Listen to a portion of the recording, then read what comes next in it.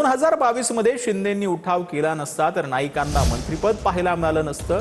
श्रीकांत शिंदेंची गणेश नाईकांवर ही टीका पाहायला मिळते। एकनाथ शिंदे टीकेला उत्तर देत नाहीत, ते कामातून उत्तर देतात। माझ्या नादाला लागू नका, श्रीकांत शिंदेंनी गणेश नाईकांना हा इशारा दिला।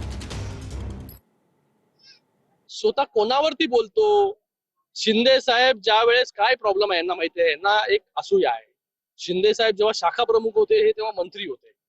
आज शिंदे साहेब मुख्यमंत्री झाले, उपमुख्यमंत्री झाले, तरी देखील ते तिथेच आहे। आणि ते कोणामुळे झाले मंत्री? 2022 मध्ये शिंदे साहेबांनी उठाव नसता केला ना, तर मंत्रीपद देखील बघायला मिळालं नसतं। शिंदे साहेबांवरती तुम्ही टीका करता, ते बिचारे काय बोलत नाही, ते कामातून उत्तर देता। डॉक्टर श्रीकांत शिंदेच्या नादाला लागू नका। पंकजा मुंडेंच्या कार्यकर्त्यांकडून जीवे मारण्याची धमकी आल्याचा आरोप करुणा मुंडेंनी केलाय। मुंडे बंधू भगिनीवरती व्हिडिओ करू नको असं म्हणत धमकी दिल्याचा आरोप करुणा मुंडेंनी केलेला आहे। पाहूया। करुणा मुंडेंनी पंकजा मुंडेंच्या कार्यकर्त्यांवर जीवे मारण्याची धमकी दिल्याचा आरोप केलाय। पंकजा मुंडेंच्या कार्यकर्त्यांनी फोन करून शिवीगाळ केली आणि धमकी दिली असा आरोप त्यांचा आहे।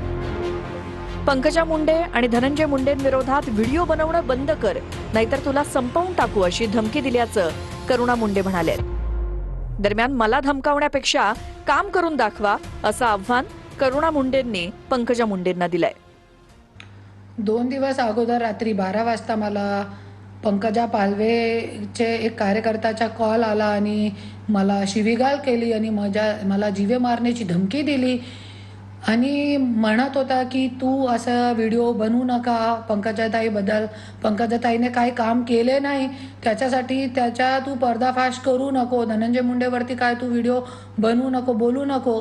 फक्त जातीपातीचा राजकारण करून स्वतःची पुऱ्या भाजून मोठे मोठे भ्रष्टाचार करणारे हे लोक, चिक्कीचा घोटाळा केला होता, मोबाईलचा घोटाळा केला होता, माझ्या नवऱ्याने मला सगळं सांगितलेलं आहे। तर इंग्रजांशी लढताना टिपूला शूरवीराचं मरण आलं असं रामनाथ कोविंद यांनी म्हटलेलं आहे। कर्नाटक विधानसभेतील व्हिडिओ महाराष्ट्र काँग्रेसकडून ट्विट करण्यात आलाय। कर्नाटक विधानसभेमध्ये कोविंद यांच्या टिपू सुलतानवरील व्याख्यानाचा व्हिडिओ जो आहे तो ट्विट करण्यात आलेला आहे। भाजपच्या स्वार्थी राजकारणाला बळी पडू नका असं आवाहन यावेळेला काँग्रेसनं आपल्या ट्विटद्वारे केलेलं आहे।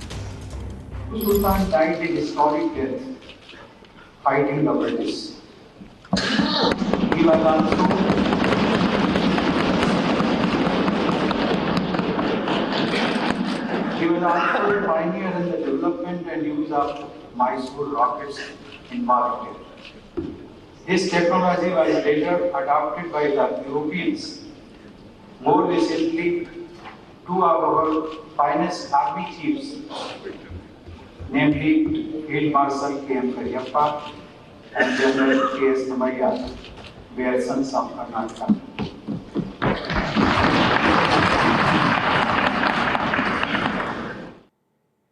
तर योगेश कदमांच्या बालेकिल्ल्यामध्ये ठाकरेंच्या मिलिंद नार्वेकरांची एंट्री झाली आहे। बाळासाहेब सावंत कोकण कृषी विद्यापीठाच्या कार्यकारी परिषदेवरती मिलिंद नार्वेकरांची निवड करण्यात आली। मिलिंद नार्वेकरांच्या निवडीमुळे राजकीय वर्तुळामध्ये अनेकांच्या भुवया उंचावलेल्या आहेत।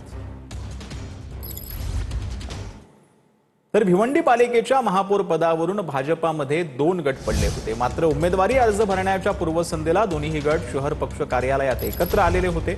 तर भाजपामध्ये कोणतेही गट नव्हते, नाराजी होती ती दूर झाली असं वक्तव्य भाजपचे आमदार महेश चौगुले यांनी केलेलं आहे। सुमित पाटील आणि नारायण चौधरीचं नाव पार्टीच्या तर्फे नाही आलेलं, त्यांच्यातर्फे भिवंडी शहरातर्फे आलेलं। त्यांनी दोघांनी हे महापौर भिवंडी करता केलेलं। पार्टीतर्फे नारायण चौधरी यांचं नाव आलेलं, त्यांचं नाव सगळ्यांनी स्वीकार केलं। थोडीशी 2 दिवसाची त्यांना नाराजगी असेल, ती नाराजगी दूर झाली आणि सगळेजण परत आपल्या आपल्या कामाला लागले भारतीय जनता पार्टी।